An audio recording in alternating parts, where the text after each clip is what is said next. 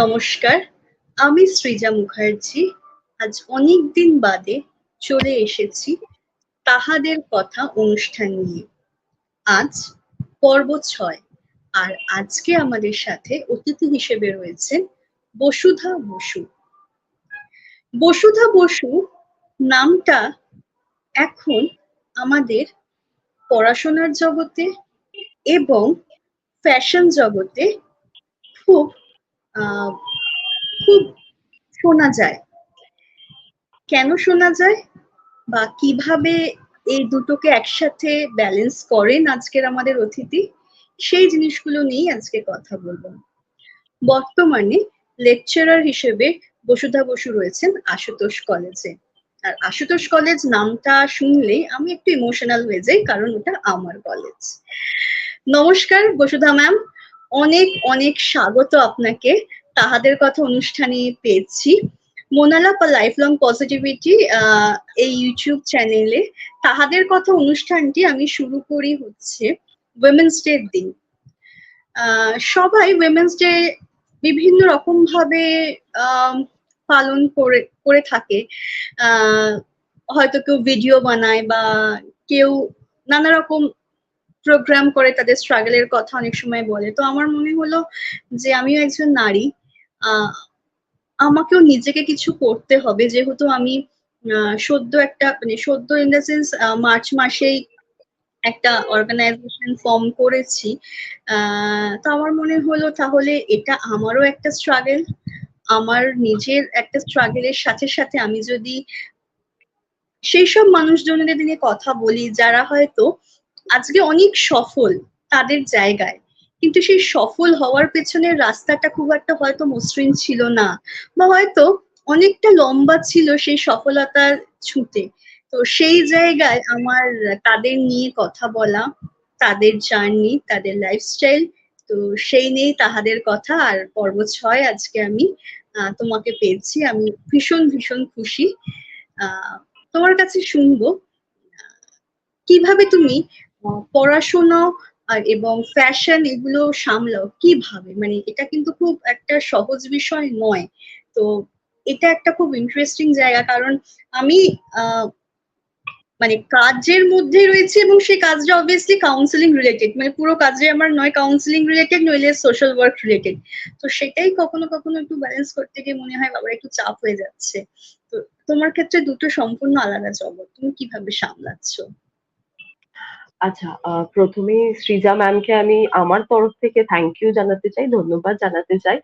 কেন কি আমাকে মানে আমাকে নিয়ে একটা পর্ব করবার জন্য।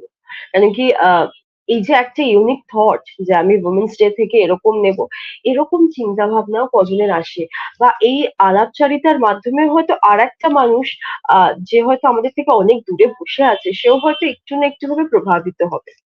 আর ম্যাম আমি না, আমি তোমাকে পার্সোনালিও দেখেছি, তুমিও ভীষণ ব্যালেন্সড, আমরা প্রত্যেকেই ভীষণ ব্যালেন্সড। আর সময় বার করবার জন্য হচ্ছে কলেজের টাইম, তারপরে আমার নিজের পড়ানোর সময়, এগুলোর বাকি সময়ও আমরা কিন্তু ফাঁকা থাকি। এবার সেই টাইমটা যদি একটু ইউটিলাইজ করা যায়, বিকজ আমরা কতক্ষণই বা ঘুমাবো। আর যদি একটু নিজেকে ব্যস্ত রাখা যায় না, তাহলে আমি বলবো যে খারাপ চিন্তা, কজ আমাদের প্রত্যেকেরই মনে হয় যে মন খারাপ করার জন্য হয়তো আলাদা একটা সময় দরকার পড়ে, সেই সময়টা আর থাকে না। নিজেকে ব্যস্ত রাখলে কি হয়, সেটার উপরে কাজ করার জন্য একটা হোমওয়ার্ক, এই যে তোমার সামনে আমি বসবো, এটার জন্য আমরা অনেকদিন ধরে রেডি হচ্ছে, এটা একটা হোমওয়ার্ক থাকে। নিজেকে ব্যস্ত রাখলে খারাপ চিন্তাধারা অ্যাটলিস্ট আসে না, আর মনটা ভালো লাগে যে আজকে একটা দিন আমি খুব সুন্দর করে প্রোডাক্টিভ ওয়েতে কাটাতে পেরেছি। কোনো রাস্তাই আমার মনে হয় যে খুব সুগম হয় তা না। আর আমি একটা জিনিস বিশ্বাস করি যে খুব মসৃণ রাস্তা কোনো দিনও খুব ভালো একজন চালক তৈরি করতে পারে না। মানে যদি আমাকে এভারেস্টেও যেতে হয়, ওই এভারেস্টের ওপরে নিজের ফ্ল্যাগটাকে চড়াবার জন্য আমাকে অনেকটা দুর্গম রাস্তা যেতে হবে। সবাই এবার আমার এই সাকসেসটাই দেখবে যে আমি এভারেস্টে গিয়ে আমার পতাকাটা দিয়েছি, কিন্তু কেউ দেখবে না যে আমি কি রাস্তাটা চড়াই উতরাই করে গেছি। পড়াশোনা আমাকে করতেই হতো, তার একটা বড় কারণ হচ্ছে আমি যে ফ্যামিলি ব্যাকগ্রাউন্ড থেকে আসি সেখানে সবাই এডুকেটেড। এডুকেটেড বলবো, মেন্টালি এডুকেটেড, কারণ কি তাদের একটা ধারণা ছিল যে পুত্র সন্তানই সব, পুত্র সন্তানই তাদের একটা কি বলবো লিনিয়েজ, ফ্যামিলি, এটাকে সবাইকে এগিয়ে নিয়ে যেতে পারে। কন্যা সন্তান আফটার আ সার্টেন টাইম তার বিয়ে হয়ে যাবে, সে আমাদের জেনারেশন এগোতে পারবে না।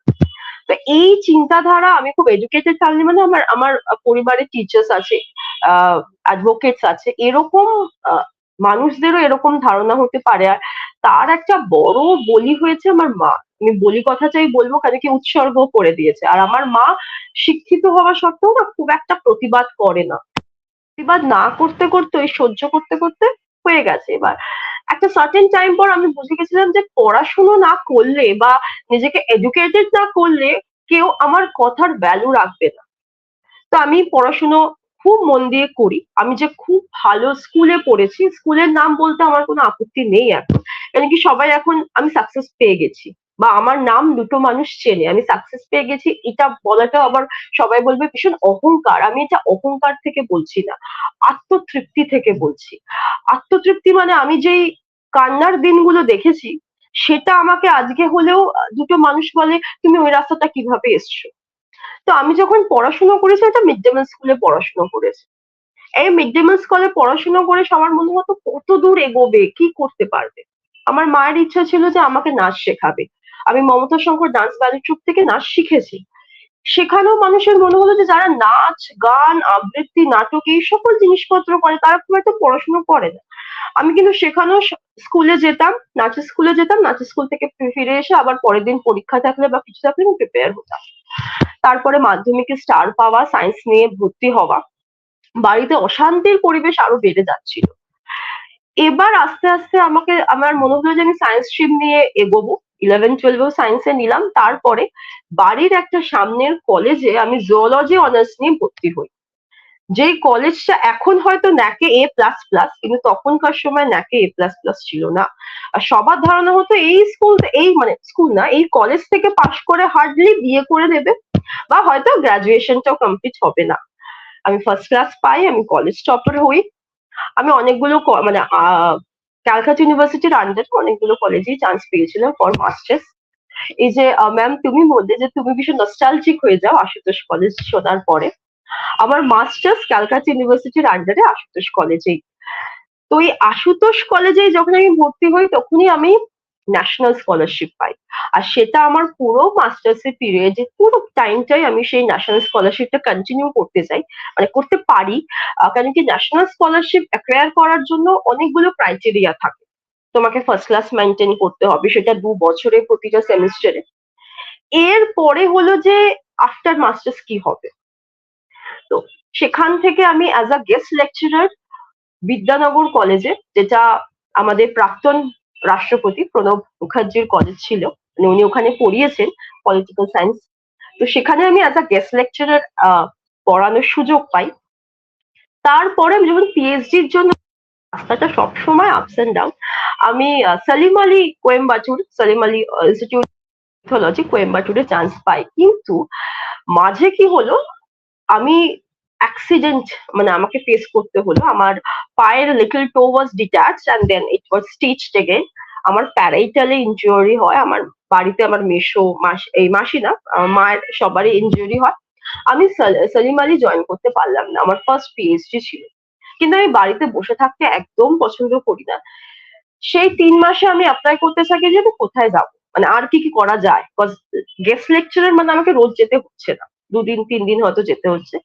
তারপরে আমি আনন্দমোহন কলেজ, আশুতোষ কলেজেই তখন আমি আবার গেস্ট লেকচারার হিসেবে পড়াতাম। তারপরে পার্মানেন্টলি আশুতোষ কলেজে আমি আবার জয়েন হবার সুযোগ পাই। তার এই যে অ্যাক্সিডেন্টের সময় আমি যখন এমনি বসে থাকতাম, কারণ কি তখন আমার সময়টা ছিল জাস্ট বলতে পারো যে আংশিক প্রতিবন্ধী হয়ে বিছানায় বসে থাকা, কারণ কি আমার পা তখনও হিল্ড হচ্ছিল। একটা নামকরা প্যাজেন্ট পিসি চন্দ্র গোল্ড লাইফ ডিভা, সেখানে আমি আমার দুটো ফটো দিই। এবার এখানেও আমি বলবো, আমি ছোটবেলা থেকে বিউটির যে প্যারামিটার্স গুলো শুনে এসেছি, সেটা আমার মধ্যে আমি কোনদিন পাইনি, বা সামনের মানুষরা আমাকে বারবার করে বুঝিয়েছে তোমার কাছে এই প্যারামিটার্স গুলো নেই। কিন্তু ওই পিসি চন্দ্র গোল্ড লাইফ ডিভাতে যখন আমার নাম সিলেক্ট হয়ে আসলো, ইভেন আমি যখন বলছি যে এই বছরটা হয়তো হবে না, আমি পরের বছর যাচ্ছি, তারা বললেন আমি এই বছরই তোমাকে চাই। And that was the turning. অ্যাক্সিডেন্টটা আমার কাছে ইজ আ ব্লেসিং, যে হয়েছিল ভাগ্যিস।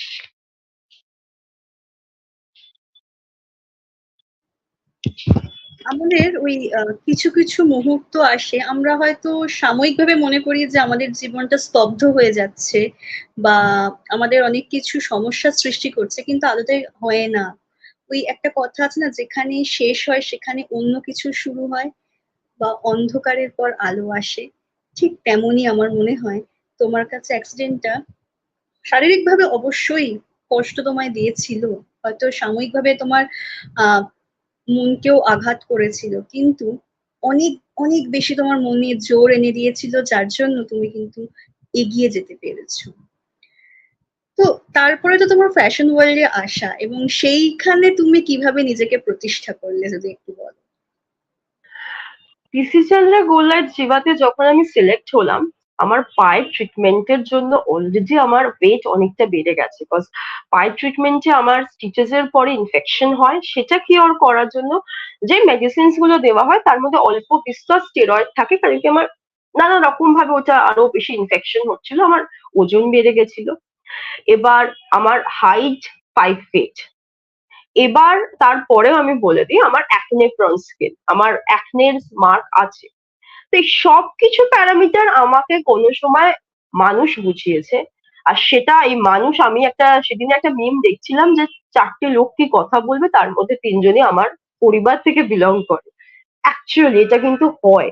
নিজের পরিবার রক্তের সম্পর্ক বলে হয়তো আমরা সেটা সামনে আনতে চাইনি যে মানুষ কি বলবে, কিন্তু নিজের রক্ত থেকেই হয়তো মানে নিজের ব্লাড রিলেশনশিপ থেকে আই গট দ্যাট, কি বলবো, সাউন্ড, মানে এই ধরনের রিমার্ক গুলো আমি পেতাম।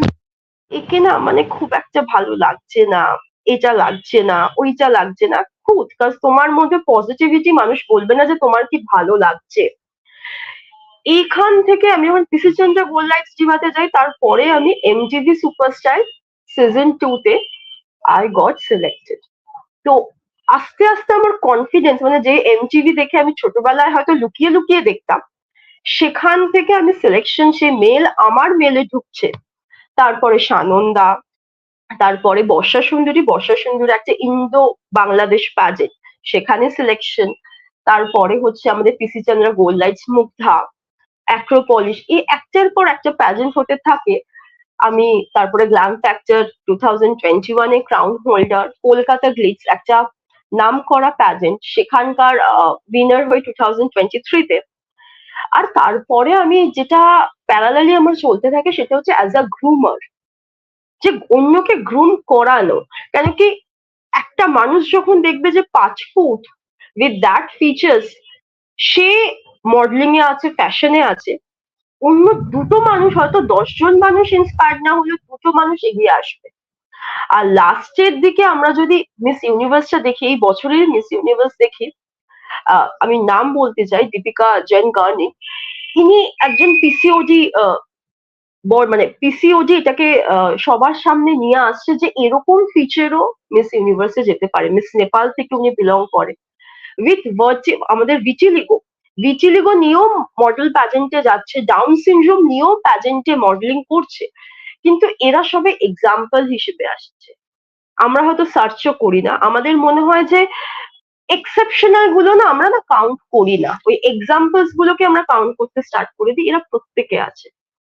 আস্তে আস্তে যখন আমি গ্রুমিং করানো স্টার্ট করলাম, দুটো মানুষ যখন দেখছে যে আচ্ছা ইনি গ্রুমার, 5টা মানুষ আসছে, পরের বছর 10টা মানুষ আসবে। আর ইন্সপায়ার্ড হবে কি, এই ড্রেসটা এ যখন পড়ছে আমিও পরবো, এ যখন কনফিডেন্টলি নিজের একনে মার্ককে নিয়ে এতটা কনসাস না, আমিও যাব। তো এই ধরনের চেঞ্জেস গুলো চাই। আমার মনে হয় না যে প্রত্যেকে প্রত্যেকের মতন করে সুন্দর, প্রত্যেকে প্রত্যেকে, আমি কোনোদিন বলতে পারবো না গোলাপ এত সুন্দর আর জুই কেন না, প্রত্যেকে নিজের বিউটি নিয়ে আছে, প্রত্যেকে সুন্দর। আমার কাছে যদি গোলাপ সুন্দর হয়, কারো কাছে জুই সুন্দর, কারো কাছে রজনীগন্ধা সুন্দর। তো বিউটিটাকে ওইভাবে, আর মডেলিং মানে সবাই ভাবে হয়তো একটা বডি, মানে কি বলবো, মডেলিং মানে এরকম না যে আমাকে এই এই প্যারামিটার্স গুলো, একটা হচ্ছে কনফিডেন্স থাকতে হবে। আর তুমি মডেল মিন্স তুমি আইডল একজনের কাছে, যে তোমাকে দেখে কেউ এই ধরনের ড্রেস পরবে, এই ধরনের পশ্চার তোমায় কেউ কপি করবে, এই ধরনের মেন্টালিটিকে বেশি এগিয়ে নিয়ে যাওয়া রাদার দ্যান মডেলিং করে ফ্যাশনে আসার থেকে আমার মানে আমার কনসেপ্টে ওরকমই। তুমি না খুব সুন্দর করে বোঝালে, আমি একটা জায়গা খুব রিলেট করতে পারছি। লাস্ট ইয়ার যখন আমার সেপ্টেম্বর মাসে অ্যাক্সিডেন্ট হয়, আমার আম, হাতে তো, বাঁ হাতে আমার মানে খুব খারাপ অবস্থা হয়ে যায় আর কি। তো 13টা স্টিচ পরে, স্ক্রু, দুটো স্ক্রু দিয়ে হাতটাকে কোনোভাবে আহ, জোড়া লাগানো হয়েছে, এবং সারা জীবনের জন্য স্ক্রু গুলো তো থাকবেই, আদারওয়াইজ হাতটা ঠিক রাখা যাবে না, মানে হাতটার হাত থাকবে না আদারওয়াইজ। তো বেঁচে গেছি ঈশ্বরের কৃপায়। আমি মুভ করতে পারছি, এবং যেহেতু আমি ড্রাম মানে জাস্ট ড্রাম শেখাতে ভর্তি হয়েছিলাম, মানে আমি শিখতে শুরু করি জুন মাস থেকে, আর আমার এটা হয় হচ্ছে সেপ্টেম্বরে। তো আমার মনে আছে আমি যখন গেছি, মানে অসহ্য যন্ত্রণা, মানে কি বলবো, মানে কি যন্ত্রণা সে তো বোঝানো যাচ্ছে না, মানে যার হয় সে জানে। এবার ডক্টরের কাছে গিয়ে আমি প্রথম কোয়েশ্চেন করেছি, আমি ড্রাম বাজাতে পারবো? ডক্টর বলছেন তুমি আগে বাঁচো, মানে আমার ওই জায়গাটা নেই যে আমার এরকম হয়েছে, আমি কিন্তু আমার ভেঙে গেছে, মানে ইয়ে হয়েছে বুঝতে পারছি, কিন্তু সেটা যে এতটা সিভিয়ার আমি তখনও কিন্তু রিয়েলাইজ করিনি। তারপর যেটা হলো, যখন প্রথম আমার তোমার আমি হাতটার স্টিচটা দেখলাম, প্লাস্টার যখন খোলা হলো, আমার না ভীষণ ভীষণ না, মানে কেমন একটা লেগেছিল, মানে নিজেই না নিজের হাতটাকে পছন্দ করছিলাম না। আর আমি জানি না কেন, ছোট থেকে আমার না বাঁ হাতটা খুব প্রিয় ছিল। তো সেই বাঁ হাতে এটা হয়েছে, এটা আমি মেনে নিতে পারিনি, আমি কেঁদে ফেলেছিলাম, মানে আমি আমার হাত ভেঙে গেছে, আমার হাতে এরকম একটা জিনিস হয়েছে, আমি কাঁদিনি। আমি প্রচন্ড স্ট্রং ছিলাম। সবাই যার জন্য খুব অবাক হয়ে গেছিল যে কি করে এরকম একজন থাকতে পারে। আমি অন্যদেরকে বলছি তোমরা কেন কাঁদছো, আমি তো ঠিক আছি, আমার মন তো ভাঙিনি, আমার একটা নয় হাড় ভেঙেছে, এরকম করেছি। কিন্তু আমার মনটা খুব খারাপ হয়ে গেছিল হাতটা দেখে। 13টা স্টিচ, এবং অনেকটা, 13টা স্টিচ মানে বুঝতেই পারছো অনেকখানি কাটা, এবং একটা দাগ। তো প্রথম প্রথম আমি ভীষণ, মানে একটা লোক লোক সমাজে কি করে আমি হাতটা দেখাবো, এই জিনিসগুলো না মাথায় ঘুরছিল। একটু বড় বড় জামা পরছিলাম। তো তারপর আমি গ্রেটফুল অ্যাকচুয়ালি, আমি যে স্কুলে চাকরি করি, সেই স্কুলের যিনি হেডমিস্ট্রেস, উনি সামহাও কিছুটা আন্দাজ করতে পেরেছিলেন। আর আমার না একটা এরকম হয়ে গেছিল, হাতটাকে সবসময় এরম করে রাখা। হ্যাঁ, মানে কিছুতেই আমি হাতটা না নর্মাল রাখতে মানে পারছিলাম না প্রথম প্রথম, মানে আমি আমার অপারেশনে 26 দিনের মাথায় জয়েন করি স্কুল, মানে আমি বাড়িতে বসে থাকতে পারছিলাম না, আমাকে কাজে ফিরতে হবে। আমার মনে হচ্ছিল আমি যদি কাজে না ফিরে আমি পাগল হয়ে যাবো, মানে আমি জাস্ট বাঁচবো না, আমি অন্য মানুষকে কি সুস্থ করবো, আমি নিজেই সুস্থ থাকবো না। তো আমি জোর জার করেই রীতিমতো কাজে জয়েন করি। উনি বুঝতে পারেন ম্যাম। তখন কথা হয়, হতে হতে আমি তখন কথায় কথায় বলি যে আমি এরকম হাতটা না দেখাতে কেমন একটা ইতস্তত বোধ করছি। তখন উনি বলেন যে তুমি তো তুমি, মানে তোমার হাত দেখে তো তোমার কাছে কোনো ক্লায়েন্ট আসবে না, বা তোমার সাথে কথা বলতে আসবে না, তোমাকে ভালোবাসবে না, তুমি যেমন তোমাকে তার জন্য ভালোবাসতে আসবে, তুমি কেন আহ একটা ইতস্তত বোধ করছো? আহ এটা তো তোমার কোনো দোষ নেই।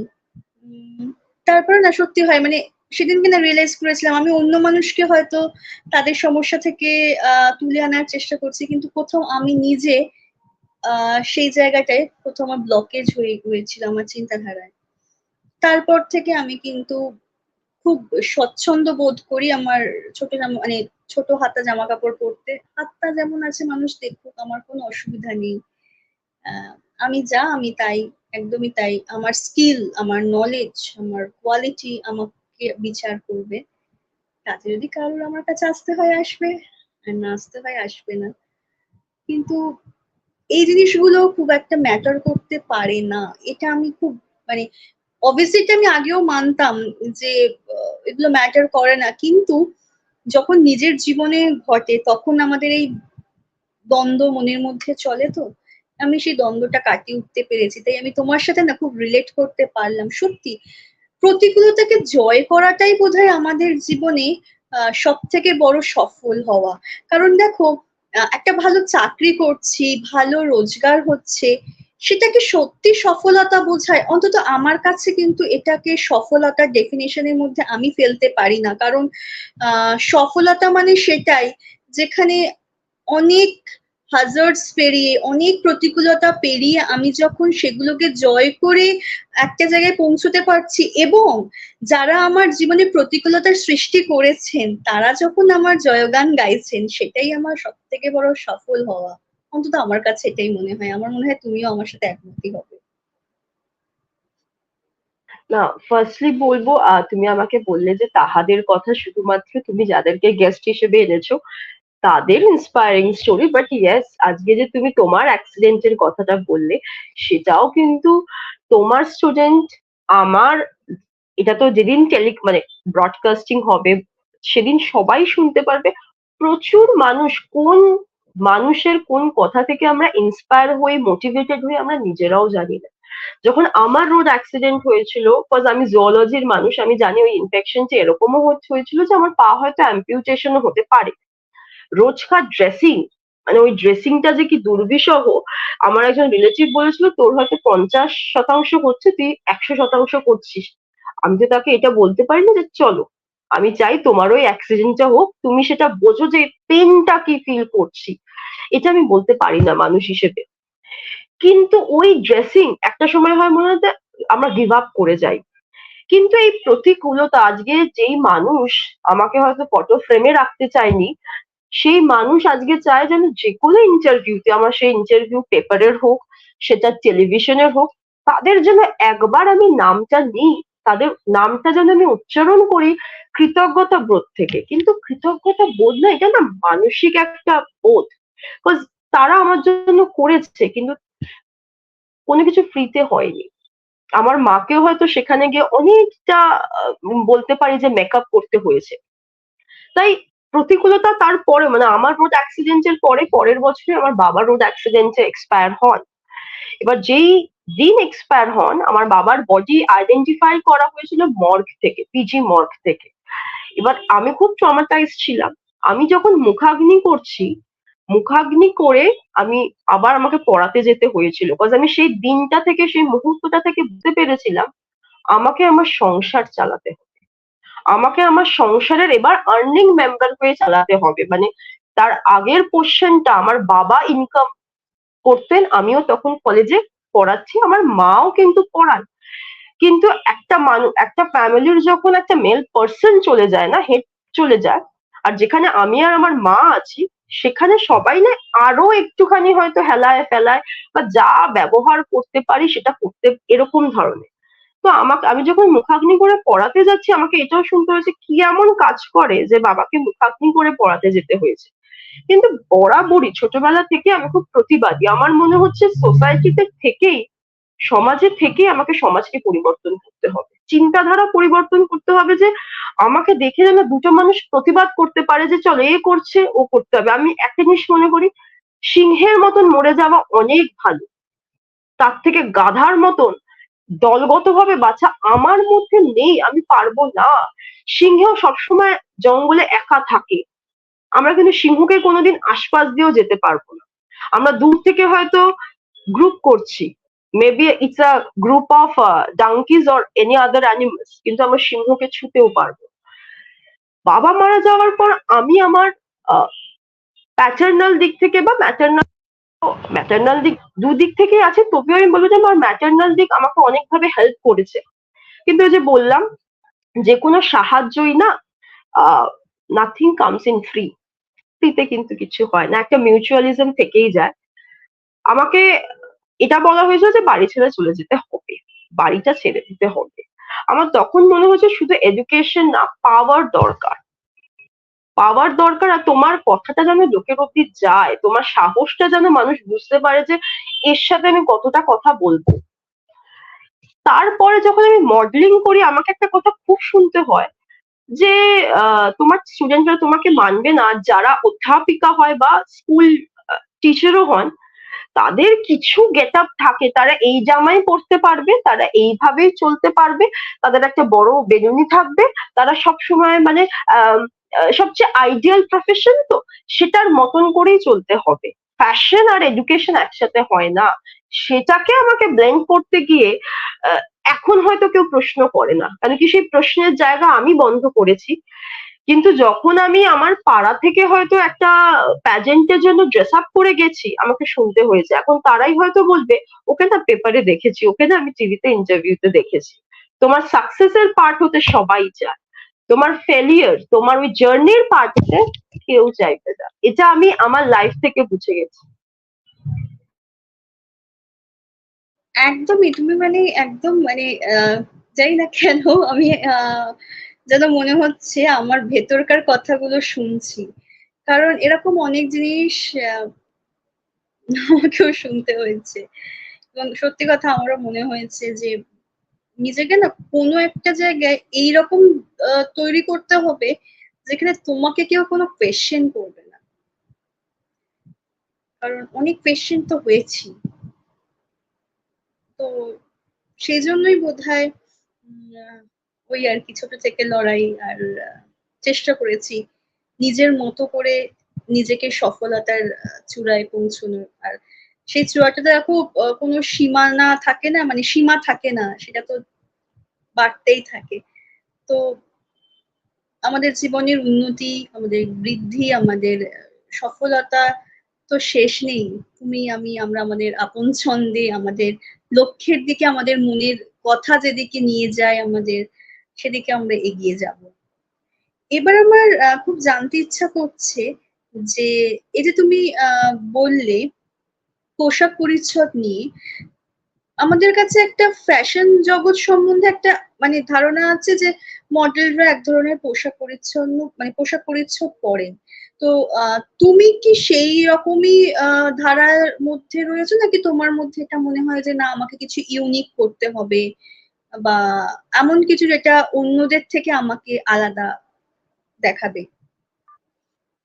আচ্ছা, প্রথমে আমি বলি আমি ক্লাস 1 to 10 মানে আমরা সবাই একই সাবজেক্ট পড়ি, হিস্ট্রি পড়ি, বেঙ্গলি পড়ি, ম্যাথস পড়ি, সায়েন্স পড়ি। আস্তে আস্তে যখন বড় হয়েছি, আমি জুওলজি, তুমি সাইকোলজি, আমরা আমাদের জায়গা চেঞ্জ করে আমরা কিন্তু, আমি এডুকেশনাল ফিল্ডে আছি, তুমিও এডুকেশনাল ফিল্ডে আছো। তো জিনিসটা হচ্ছে চয়েসটা তোমার, আমি কতটা দূর যেতে পারবো। আমি বরাবরই সমস্ত রকমের জামা কাপড়ে স্বচ্ছন্দ বোধ করি। আর আমি কোনোদিনও আমার সামনের মানুষ আমাকে কি বলছে সেটা আমার কাছে কোনোদিনই ম্যাটার করে না। আমি যদি দিন শেষে দুটো মানুষকে আঘাত না করে, তার কোনো ক্ষতি না করে কোনো কাজ করে থাকি, আমার মনে হয় না। আমার ডার্মাটোলজিস্টের কথা আমার এখানে, যিনি আমার ছোটবেলা থেকে তো আমার অ্যাকনে প্রোন স্কিন, আমি ডার্মাটোলজিস্টের কাছে যেতাম। আমি যখন একটা সময় ভীষণ অ্যানসিয়াস, তখন আমার বয়স খুব কম, আমি 11-12-এ পড়ি, উনি আমাকে ব্রশিওর দেখিয়ে বলেছিলেন এই মডেলের এই স্কিন কি, তোমার কি মনে হয়? একটা ম্যাগাজিন দেখিয়ে বলেছিল যে এই মডেলের কি এই স্কিন, তোমার কি মনে হচ্ছে? আমি হাঁ করে আছি। আজকে যখন কেউ আমার ফটো দেখছে বা এই ভিডিও দেখেও বুঝতে পারবে না যে আমার অ্যাকনে আছে, অ্যাকনে প্রোন স্কিন। এই কনফিডেন্সটা যে আমি সমস্ত রকম ভাবে যেতে পারবো, আমাকে দেখে যেন দুটো মানুষ বা এটা না বলতে পারে তোর ডার্ক সার্কেল আছে, তোর ওয়েট বেশি, তোর স্কিনে অ্যাকনে আছে, পিগমেন্টেশন আছে। আমার কনফিডেন্স, আমার হাসি, আমার কথা বলার নেচারটা দেখে যেন, পার্সোনালিটিটা দেখে, সে অরাটা দেখে যেন মানুষ বুঝে যায় যে আমি কি বলছি। পেনটা পার্কার না, পেনটা কত দামি সেটা না, আমি 2 টাকার pen, use and throw pen দিয়েও আমার লেখাটা, আমি যখন একটা এক্সামিনেশন পেপার জমা দিচ্ছি, যিনি খাতা দেখছেন তিনি বুঝবেন না যে পার্কারে 100 টাকার পেনে লিখেছে, 2000 টাকার পেনে লিখেছে, না 2 টাকার পেনে লিখেছে। আমি কি লিখছি সেটা ম্যাটার করবে।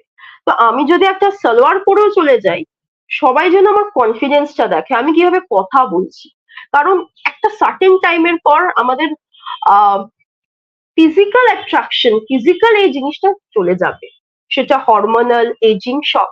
যেটা মনে থাকবে সেটা হচ্ছে ওই পার্সোনালিটি, কিছু কথা, আর সে আমার সাথে কি ব্যবহারটা করেছে বা তার থেকে কি শিখেছে।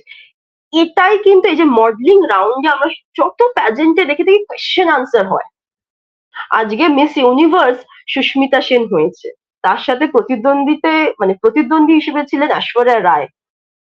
সুস্মিতা সেনের কথা এখনো মানুষ ভালো করে শুনবে, মানে তার মধ্যে সেই অরাটা আছে যে সে যখন যায় 10 মিনিট মানুষ তার ব্যাপারেই শুনছে। এই জিনিসটা জানো, modelling is all about personality, confidence, passion. সব জায়গারই খারাপ মন্দ দিক আছে। আমি এডুকেশনাল প্রফেশনেও দেখেছি, সেখানেও আছে, প্যাশনেও আছে। তো আমার উপর ডিপেন্ড করছে যে আমি কোন দিকটা নেব, কোন জায়গাটা আমি চুজ করবো। আমি খারাপ মানুষদের সাথেও মিশতে ভালোবাসি, খারাপ মানুষ আমাকে শেখায় যে এই ব্যবহারটা আমি কারোর সাথে করবো, আর ভালো মানুষ আমাকে শেখায় এইভাবেই মিশতে হবে। তো আমি সব নেব, কোনটা আমি অ্যাকসেপ্ট করবো সেটা আমার উপরেই ডিপেন্ড করছে।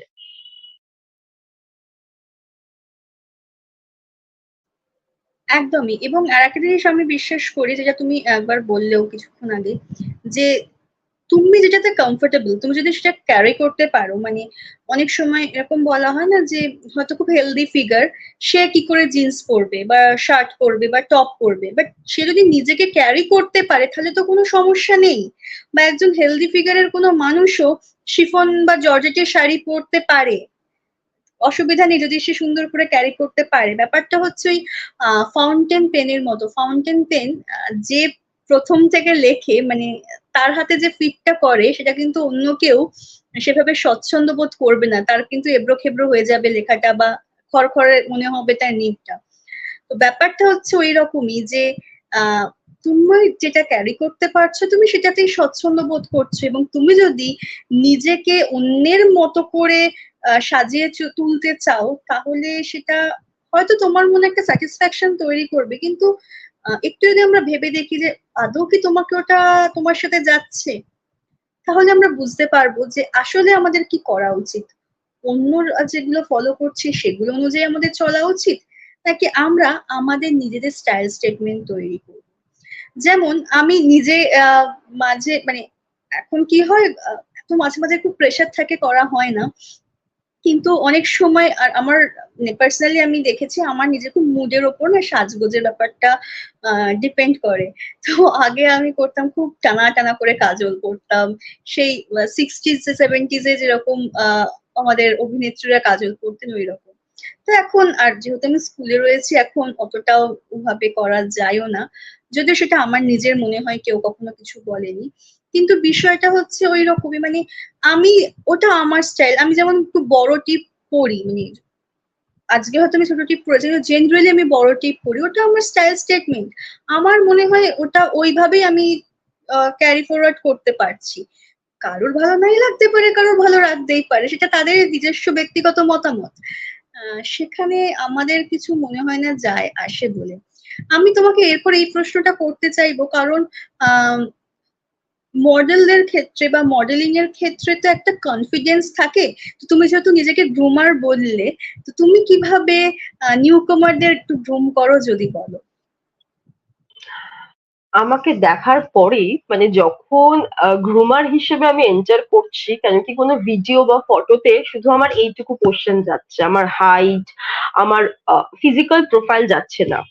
তারপরে যখন আমার নামের পাশে এত বড় বড় ব্র্যান্ড জুড়ে আছে, মানুষের একটা কৌতূহল হয়, ইনি আছেন। বিকজ আমিও যখন কোনো ডাউন সিনড্রোমের মডেলকে দেখেছি ভিটিলিগো, যে তার পুরো বডি সেটি, সে কত কনফিডেন্টলি যাচ্ছে, তাদেরকে দেখে আমি সুধা চন্দ্রনকে দেখেছি, একটা পা না থাকা সত্ত্বেও সে কি করে যাচ্ছে। আমাকে আমার নিজের ডাক্তার বলেছিলেন, যিনি আমার পায়ের পুরো ট্রিটমেন্ট করে আছে, যার জন্য আমি হাঁটতে পারছি, তুমি কিন্তু বসুধা আর কোনোদিনও হিল পড়তে পারবে না। আমি স্টিলেটো পরি, সেই স্টিলেটো আমি যখন দীর্ঘক্ষণ 4 ঘন্টা পরে থেকে আমার পা কিন্তু ফুলে যায়। আমার আঙুল কিন্তু যে অ্যাটাচ করা হয়েছে সেটা অন্যভাবে, কিন্তু আমার মনে হয় আমি যদি কষ্টের কথা অন্যকে বলি না, সে আরো দুঃখ পাবে। দুটো ভালো কথা বলে যদি আমি কাউকে মোটিভেট করতে পারি, সেটা আমার কাছে অনেক বেশি আমার মনে হয় আনন্দদায়ক। ফার্স্ট অফ অল হচ্ছে কনফিডেন্স।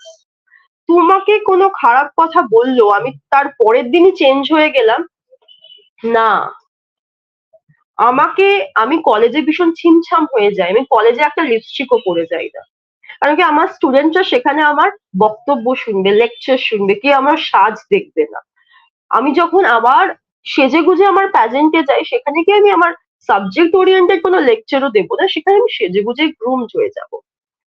সেকেন্ড হচ্ছে গিয়ে যে যেই ড্রেসে কমফর্টেবল, এরকম আমাদের কিছু মিথ আছে যে এইটা করতে হবে ওইটা করতে হবে। যেমন সকালে উঠে অনেকে ঘুম থেকে উঠে পড়তে ভালোবাসে, কেউ বিকেলে পড়তে ভালোবাসে, কেউ রাতে, ঠিক সেরকম ভাবে। প্লাস হচ্ছে গিয়ে পার্সোনালিটি ডেভেলপমেন্ট। তোমার পার্সোনালিটি যেন অদ্ভুত হয়, তাতে যদি দুটো মানুষের মনে অ্যাটিটিউড, মানে আমি কারোর কথা শুনে বাড়িতে গিয়ে কাঁদলাম না যে আমাকে এই কেন বললো যে আমাকে এই ড্রেসটা পরে এত খারাপ লাগছে, আমাকে খুব খারাপ লাগছে, আমি কাঁদলাম না, তার মানে যদি কারো দুটো মানুষের মনে হয় তোমার অ্যাটিটিউড আছে, সেরকম অ্যাটিটিউড নিজেকে ভালো রাখার জন্য। কারণ কি মুখের ওপরে কেউ তোমার প্রশংসা না খুব কম করে, যে তোমাকে ভালো লাগছে, সুন্দর লাগছে, কজ দ্যাট গিভস ইউ মানে আ স্মাইল। সেটা মানুষ করবে না, তোমাকে খুব ভাবে ডিসকারেজ করবে, যেটা আমিও পেয়েছি। এবার আমি যাদের সাথে কথা বলি তারা বলে হ্যাঁ সেম এরকমই হয়েছে। বা মডেলিং ইন্ডাস্ট্রি এমন একটা ইন্ডাস্ট্রি, কারোর মানে আমরা যখন মধ্যবিত্ত পরিবার থেকে আসি, সবাই এনকারেজ করে না। আমি আমার মাকে এনকারেজ করতে দেখেছি। আজকে আমার মা আমার সাথে প্যাজেন্টে যায়, আমার মা বসে থাকে প্যাজেন্টে দেখে, কিন্তু আমি বলবো না আমি এই এনকারেজমেন্ট আমার এখন হয়তো দরকার নেই, তখন হয়তো যখন আমি অডিশনসে যাচ্ছি, আমার শোতে যাচ্ছি, আমার হয়তো অন্যদের প্যারেন্টস কে দেখে আমার মনে হতো আমার মা নেই কেন, আমার বাবা আসছে না কেন, তখন আমার বাবা কিছুদিনের মধ্যে বেঁচে মানে বেঁচে ছিলেন। আমার এই জিনিসটা, বা আমাকে যখন কেউ ছোট জামা নিয়ে বলছে যে মডেলিং করে, চুলে এত কালার করছে, এরকম, আমার মা কেন আমার পরে দুটো কথা বলছে না। কিন্তু এখন আমার মা ভীষণ প্রাউড ফিল করে, আমার মা হয়তো আমার জিনিসগুলোই পোস্ট করে, রিপোস্ট করে, আমি দেখি, হাসি মজা পাই। বা আমার মা, আমি যখন কোনো ড্রেস কিনি, আমার মা বলে না, আমার মা কিন্তু আজ থেকে 4-5 বছর আগেও এটা নিয়ে কনফিডেন্ট ছিল না। তো আমার মনে হয় যে আহ, সাথে পাবে, যে সময়তে তুমি লোককে চেয়েছো সেই সময় হয়তো পাবে না। তোমার নাম সবকিছু হয়ে যাওয়ার পর সবাই তোমার কাছে থাকবে। নিজেকে ভালো রাখতে হবে, জীবন একটাই, নিজেকে ভালো রাখতে হবে। আমি আমার জীবনের সাথে আর একটা জীবন কম্পেয়ারও করবো না। Life is just like an examination. আমি আমার জীবনের পরীক্ষাপত্র আলাদা হবে, তোমার আলাদা হবে, সবার আলাদা হবে। আমাকেই লিখতে হবে। আমার কাছে সেখানে থাকবে না যে আমার পরীক্ষাপত্র কেন এত শক্ত হলো, অন্যের কেন এত সোজা হলো। তো পার্সোনালিটিটা ম্যাটার করে। আমি যদি খুব সুন্দর দামি জামা কাপড় পরে মুখটা যদি খুব বেজাল ভাবে আছি, আমার মনে হয় না কেউ আমাকে দেখে খুব একটা ভালো ভাববে। আর আমি যদি একটা সামান্য জামা পরে মুখে একটা হাসি চমক নিয়ে থাকি, মানুষ ভাবে দেখো এই জামায় কি সুন্দর খুশি আছে, কি মজা করে আছে। ওই অরাটা, ওই স্পার্কটা দরকার আমার মনে হয়, সেটাই আমি আমার সামনের জনকেও আমি ফরওয়ার্ড করি। খুব ইন্সপায়ারিং কথা বললে, এবং সত্যি বারবার তুমি যেটা বলছো যে আমরা জীবনে হয়তো অনেক সময় অনেককে পাশে পাই না, আবার যখন আমরা সফলতায় পৌঁছে যাই তখন হয়তো পাই। তবে আমার ক্ষেত্রে একটু আলাদা। আমার পুরো লড়াইয়ে আমার আমার মানে প্রথম থেকে এই মুহূর্ত অব্দি প্রত্যেক মুহূর্তে বাবা মা দুজনকেই পেয়েছি, এবং পেয়েছি বলেই হয়তো আহ কোথাও মনের জোরটা ছিল যে না আমি পারবো। এই জিনিসটা ভীষণ দরকার হয়। আহ আমি আমার দর্শক বন্ধুদের বলবো, হয়তো আপনারাও অনেকে দেখছেন, হয়তো আপনারা অনেক সময় আপনাদের সন্তানদের সহযোগিতা করতে চেষ্টা করেন, কিন্তু তারপরে কোথাও হয়তো সমাজের কথা ভেবে, সমাজ কিভাবে ভাববে, কি বলবে, পিছিয়ে আসেন। পিছিয়ে আসবেন না। সন্তান আপনার, তার ইচ্ছেকে গুরুত্ব দিন। সে যেভাবে চলতে চায় চলুক, তার সাথে থাকুন। হ্যাঁ, অবশ্যই দেখবেন যেন খারাপ পথে, অর্থাৎ সমাজে প্রচলিত যে পথ আমরা বলি যে যেটা জীবনে ক্ষতি করে, ক্ষতি ডাকতে পারে বা ক্ষতি করতে পারে, সেই দিকে এত না যায়, সেই দিকে নজর রাখবেন।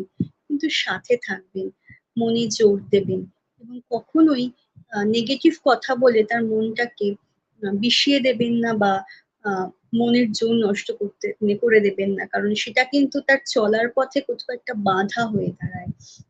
এরকম আমি অনেক মানুষজনদের দেখেছি যে তারা পড়াশোনায় হয়তো ভীষণ ভালো কিছু নয়, কিন্তু তারা অন্যান্য অ্যাক্টিভিটিসে এত ভালো এবং সেদিকে নিজেদেরকে এতটাই সুন্দরভাবে সফলতার জায়গায় নিয়ে গেছে, প্রতিষ্ঠা করেছে, যে আজকে তার বাবা মায়েরা গর্ববোধ করছেন। কিন্তু একটা সময় তার বাবা মায়েরাই হয়তো বলেছে যে না, তোমার দ্বারা কি হবে, তুমি তো কিছুই করতে পারছো না। তো আমি বলবো একটু অপেক্ষা করুন, বাচ্চারা যেটা চাইছে, সন্তানরা যেটা চাইছে সেদিকে একটু তাদের সময় দিন, তাদের ইচ্ছেগুলোকে সাধ্যমতো আমরা পূরণ করার চেষ্টা করি না, দেখি না কি হয়। আমরা তো রয়েছি, মানে অর্থাৎ বাবা মায়েরা তো রয়েছেন, না হলে সেই জায়গা থেকে ফিরে আসবে, অসুবিধা তো কিছু নেই, কিন্তু অ্যাটলিস্ট ইচ্ছাটা পূরণের দিকে না এগিয়ে নিয়ে যাওয়াটা ভীষণ দরকার। আর যদি সেটা না হয় তাহলে কিন্তু আজীবনকাল ক্ষোভ থেকে যায়। যেমন আমি আপনাদের একটা জিনিস শেয়ার করি, আমি বললাম যে আমি আমার পরিবারকে পাশে পেয়েছি, কিন্তু একটা বিষয় আমার সারা জীবনে যেমন ক্ষোভ রয়ে গেছে, থাকবে, ওইটা আমি অনেক জায়গায় বলেওছি, অনেকে হয়তো শুনেওছেন। আমি কিন্তু সাইকোলজিস্ট হতে চাইনি, আমি চেয়েছিলাম উকিল হতে, এবং আমি নিজেকে সবসময় কালো কোট পরে ইমাজিন করতাম, এবং আমি কিন্তু ওয়েস্ট বেঙ্গল ল জয়েন্টে 490 র্যাঙ্ক করেছিলাম। তারপরেও আমার ল পড়া হয়নি, কারণ আমার বাড়ির লোক চায়নি আমি ল পড়ি, তারা চেয়েছিল আমি সাইকোলজি নিয়ে পড়ি, তাদের ইচ্ছেতেই সাইকোলজি পড়া। প্রথম বছরটা একদম ভালো লাগতো না, মানে ইভেন কলেজে আমি 1 মাস পর জয়েন করি। আমাদের সেই বছর আমার এখনো মনে আছে, 17ই জুলাই আমাদের ফার্স্ট ডে ছিল কলেজে। আমি 18ই জুলাই থেকে কলেজ যাইনি, আমি আবার 31st জুলাই কলেজ গেছিলাম, মাঝে বেশ কিছুদিন কলেজ যাইনি, কারণ আমি এরকম জেদ ধরেছিলাম যে আমি পড়াশোনা করবো না, আমাকে ল পড়তে দেওয়া হচ্ছে না, আমি পড়াশোনা করবো না, তোমরা যা ইচ্ছা করে না, আমার বিয়ে দিয়ে দাও দরকার হলে, কিন্তু আমি সাইকোলজি নিয়ে পড়বো না। কিন্তু লেখা ছিল, সেই জন্য আজকে পিএইচডি করার সুযোগ পেয়েছি, সাইকোলজিতে করছি। এইখানেই আমার আশার ছিল, তাই এসেওছি। হ্যাঁ, প্রথম বছরটা ভালো যায়নি, কিন্তু ওই একটা ধাক্কা দরকার ছিল। তারপরে না কখনো আর নিজের মনে হয়নি যে এটা ছাড়া আমার অন্য কিছু করার আছে বলে।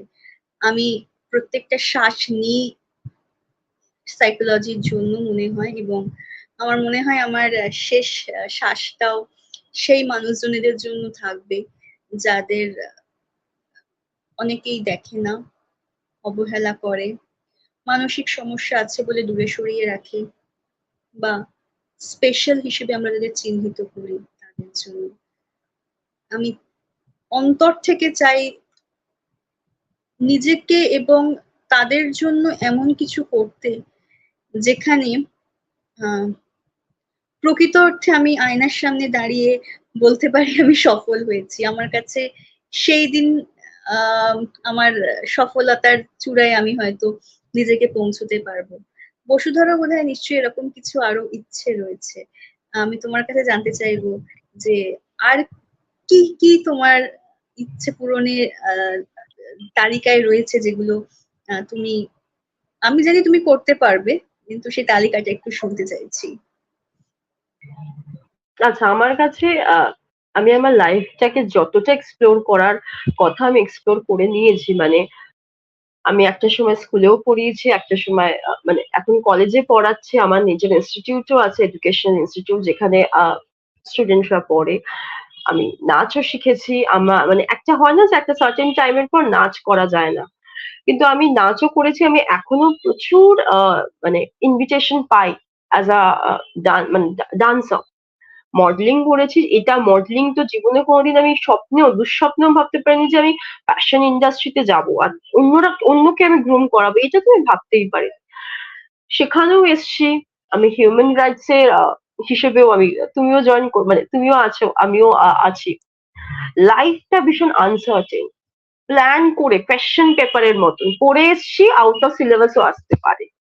তো সেটার জন্য ওয়েট করে থাকি। যেমন আমার অনেক কলিগরা আছে, আমাকে কন্টিনিউয়াসলি কোয়েশ্চেন করে কখন বিয়ে করবি, মানে আমাকে বিয়ে দিতে পারলে মনে হয় কোনো ইনসেনটিভ পাওয়া যাবে, এরকম আমার মনে হয়, বা তারা স্পেশাল কোনো ছুটি পেয়ে যাবে। বিয়েটাও হয়তো আমি করব, কিন্তু আমার কাছে সব হচ্ছে, আমি জানি যে একটা টাইম থাকবে। সবকিছু না ফেট, আমি ফেটকে ভীষণ মানি।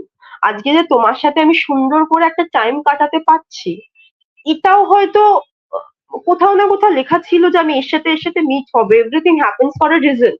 আমার সাথে খারাপ হলেও আমি কিন্তু তাদের অ্যাকসেপ্ট করে, খারাপ হলেও মানে ভালো হলেও অ্যাকসেপ্ট করে দিই, সেটা নেবই। খারাপ হলেও তো আমি জানি যে এই প্রশ্নপত্রের পরের কোয়েশ্চেনটা আমি না ঠিক জানি না। আমি জানি না ইন ফিউচার তুমি আমাকে কোথায় দেখতে পারবে, খারাপে দেখতে পারবে না ভালোই দেখতে পারবে, আমি সত্যি জানি না। কিন্তু হ্যাঁ, আমি একটা জানি, চেঞ্জ ইজ কনস্ট্যান্ট। ওই চেঞ্জটা আমি হতে থাকবো। স্ট্যাগনেন্ট হয়ে থাকা, কারোর কথায় ঘরে থাকা, খারাপ একটা দিন যায় না তাই বলবো না। কোনোদিন লাইফে যেটা আসেনি সেটা হচ্ছে ডিপ্রেশন। ডিপ্রেশনটা একটা হিউজ ওয়ার্ড।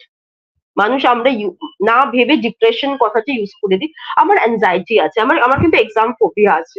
আমি পরীক্ষা দিতে গেলে ভীষণ ভয় পাই। আর আমার জীবনটা পুরো পরীক্ষায় ভর্তি, মানে এত পরীক্ষা দিয়ে আমি মাঝে মাঝে এসে বাড়িতে হয়তো ভাবি যে একটা সমস্যা থেকে উঠি আর একটা সমস্যা।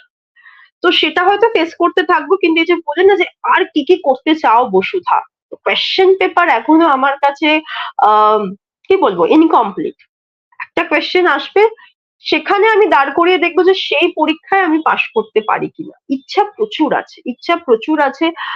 ইচ্ছার তো শেষ থাকে না। আজকে একটা জামা কিনলাম, কালকে আর একটা দেখার পর মনে হবে ওই জামাটাও আমার চাই। মানে আজকে স্যালারি পাওয়ার পর আমার যে ইচ্ছার একটা লিস্ট হয়, পরের দিন পরের মাসে মনে হয় যে না এই মাসে হয়তো আমি কিছু জমাতে পারবো, সেভিংস এ যাবে। যায় না, কিন্তু আর একটা উইশ লিস্ট স্টার্ট হয়ে যায়। সেরকমই মানে তুমি যদি বলো যে কি হতে চাও বা আর কি করতে চাও, সেটা অসম্পূর্ণ এখনো আছে। জীবনের শেষ দিন অব্দি মানে একটা ইচ্ছা আমি অলরেডি আমার কমপ্লিট করে নিয়েছি। এটা আমার সারা জীবনের একটা ইচ্ছা ছিল, সেটা হচ্ছে আহ, আমি বিজ্ঞানের জন্য কিছু করতে চাই, বা আমি চেয়েছিলাম যে আমি মরে যাওয়ার পর না আমার বডি কোনোভাবে যেন আগুনে না পুড়ে। আমি চাইনি আমার পুরো body donated West Bengal science forum, Paschimbanga বিজ্ঞান মঞ্চের কাছে আমার পুরো বডি, ইন্টারনাল অর্গান, চোখ, সব, ইভেন আমাদের স্কেলিটন, যারা মেডিকেল স্টুডেন্ট থাকে সবাই কিন্তু ওটাকে অ্যাভেল করতে পারে না, বিকজ এতটা কস্টলি হয়। সেটা যেন বিজ্ঞানে কিছু মানুষের কাজে লাগে। আমার অঙ্গ যেন আমি মরে যাওয়ার পর অন্যরা যেন সে অঙ্গ নিয়ে বসুধা যেন বেঁচে থাকে, সেটা আমি চাই। যে আমার অর্গান নিয়ে যেন কেউ বেঁচে থাকে, যদি বলো লাস্ট উইক, আমি চাই না, মানে ওটা আমার হয়ে গেছে, মানে ওটা আমি 2022-এ করে ফেলেছি। 22 করে দিয়েছি, 22শে জানুয়ারি মাসে ওটা হয়ে শেষ পরিণতি ওটাই। আমার বিয়ে হোক কি হবে না, আমার ছানাপোনা হবে, আমার পরের জেনারেশন হবে কিনা আমি জানি না, বসুধা বেঁচে থাকবে কারোর না কারোর মাধ্যমে, কারোর না কারোর দেখে। তোমার সাথে আমার পরিচয় খুব অদ্ভুত ভাবে, মানে অবশ্যই প্রোগ্রামের সূত্রে, একটা প্রোগ্রামের সূত্রে, এবং আমাদের পরিচয় বয়স হচ্ছে জাস্ট 1 মাস। কিন্তু প্রথম থেকে বলছি, তুমি আমার ভেতরকার কথাগুলোকে যেন টেনে আনছো। তোমার এই যে তুমি ইচ্ছেটা পূরণ করে ফেলেছো, এটা আমার ইচ্ছে রয়েছে, হয়তো পূরণ করতে পারবো।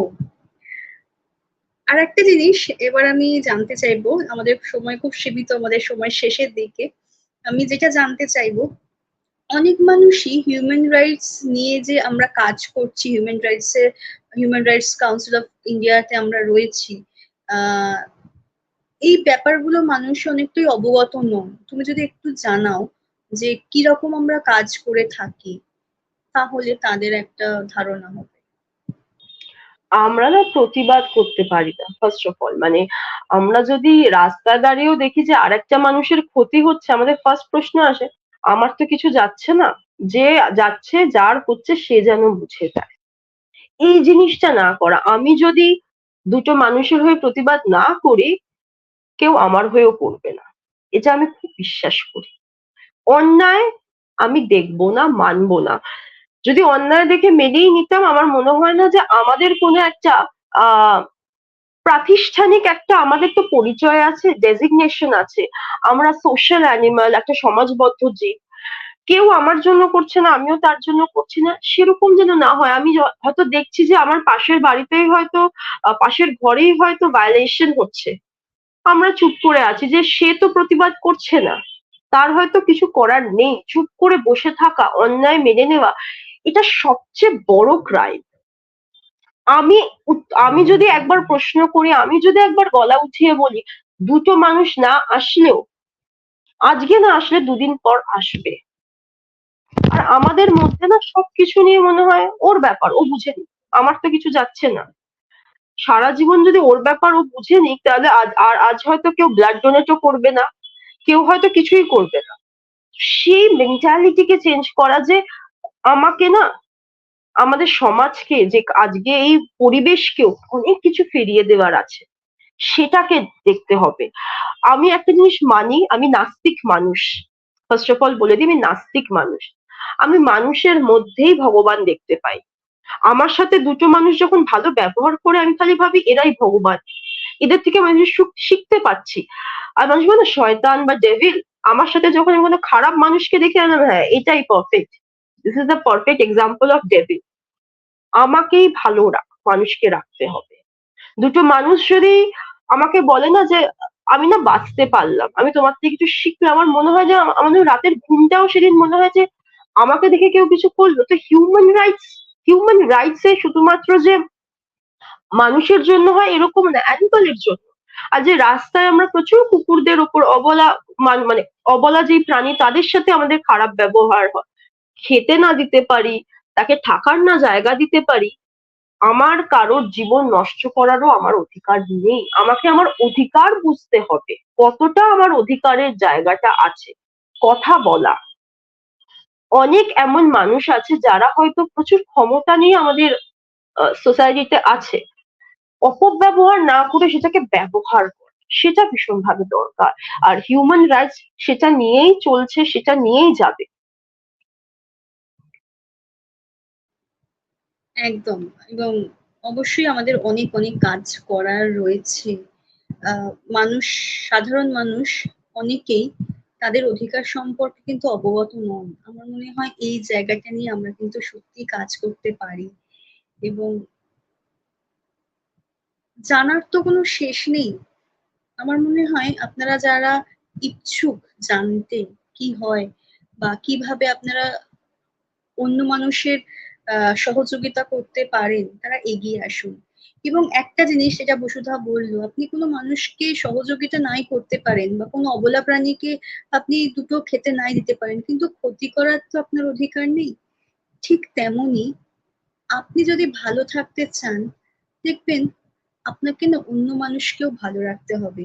কারণ আপনার চারপাশে যে মানুষরা রয়েছে তারা যদি ভালো না থাকে, আপনি ভালো থাকতে পারবেন না। আপনি একদিন দুদিন ভালো থাকার চেষ্টা করবেন, তিন দিনের দিন আপনারও খারাপ লাগবে। তাই সবাইকে নিয়ে ভালো থাকতে হয়, সবাইকে নিয়ে খুশি থাকতে হয়। হ্যাঁ, অবশ্যই অবশ্যই নিজের খুশি নিজের ইচ্ছেকে বিসর্জন দিয়ে নয়, নিজের ইচ্ছেকে খোলা আকাশের ডানায় উঠতে দিতে হয়। ডানা মেলে উড়ে যান, সকল স্বপ্ন সফল করার জন্য আমাদের চোখ মেলে স্বপ্ন দেখতে হবে। মানে আমরা একটা কথা বলি না, ঘুমিয়ে ঘুমিয়ে যে স্বপ্ন দেখে সেটা স্বপ্নই থাকে, কিন্তু স্বপ্নের পেছনে ছুটতে হয়। তো সেরকম খোলা আকাশের নিচে ডানা মেলে স্বপ্নের দিকে, স্বপ্ন লক্ষ্যের দিকে, মানে স্বপ্নকে লক্ষ্যে দিকে এগিয়ে নিয়ে যাওয়ার জন্য যা যা করতে হয় সেই দিকে এগিয়ে চলুন। সকলে মিলে খুব ভালো থাকুন। এবং আজকের সেশনে আমি একটু বেশি কথা বলে ফেলেছি, নিজের অনেক কথা বলে ফেলেছি, তার জন্য আমি ক্ষমা প্রার্থী। কিন্তু আহ আসলে অনেক সময় আমাদের না অনেক চাপা থাকে কথা। আজকে আহ যেভাবে বসুধা বসু আমাদেরকে তার জীবনের কথাগুলো তুলে ধরেছেন, আমারও কোথাও সেই জায়গা থেকে কথাগুলো বেরিয়ে এসেছে। এবং অবশ্যই বসুধা বসু যেভাবে মোটিভেট করলেন আপনাদেরকে, বা যেভাবে তিনি তার জীবন যুদ্ধের কথা বললেন, আমার মনে হয় আপনারা যারা হয়তো কিছু সমস্যায় নিয়ে রয়েছেন জীবনে, তারা অনেকটাই উদ্বুদ্ধ হয়েছেন, তারা অনেকটাই উঠে দাঁড়িয়ে লড়ার শক্তি পেয়েছেন, মনে জোর পেয়েছেন। আমি চাইবো বসুধা ম্যাম আবারও তোমাকে পেতে অন্য কোনো অনুষ্ঠানে। আর তোমাকে অনেক অনেক শুভেচ্ছা, ভালোবাসা। আর এবার একদিন আবার দেখা করতেই হবে। সেটা কিভাবে হবে জানি না। তো দেখা যাক, নিশ্চয়ই তোমার সাথে আমার দেখা হবে খুব শিগগিরই আবার। তো তোমার যদি আর কিছু বলার থাকে। না না, ফার্স্টলি বলবো যে অবশ্যই দেখা হবে, অবশ্যই দেখা হবে, এরকম সুন্দরভাবে আর আবার কোনো কথোপকথন হবে। আর ধন্যবাদ আমাকে একটা ঘন্টা ভালো করে দেওয়ার জন্য, আমাকে সুন্দরভাবে কি বলবো, একটা সুন্দর দিন উপহার দেওয়ার জন্য। এটা আমার সারা জীবন মনে থাকবে। ধন্যবাদ। অনেক অনেক ভালো থেকো। এবং এই যে তুমি বললে যে এটা হওয়ার ছিল, সত্যি এটা হওয়ার ছিল, তোমার সাথে আমার পরিচয় হওয়ার ছিল, তোমার সাথে এই সুন্দর মুহূর্তটা আমার কাটানোর ছিল, তোমার থেকে অনেক কিছু জানার ছিল, এবং কোথাও নিজেকে খুঁজে পাওয়া, নিজের লড়াই, নিজেকে এগিয়ে নিয়ে যাওয়া। আজকে এখানেই আমরা শেষ করছি। মোনালাপা লাইফ লং পজিটিভিটির সাথে আপনারা সবাই সংযুক্ত থাকবেন, ভালো থাকবেন। আবারও অন্য পর্ব নিয়ে তাহাদের কথায় আমি উপস্থিত হব অন্য কোনো অতিথির সাথে। নমস্কার।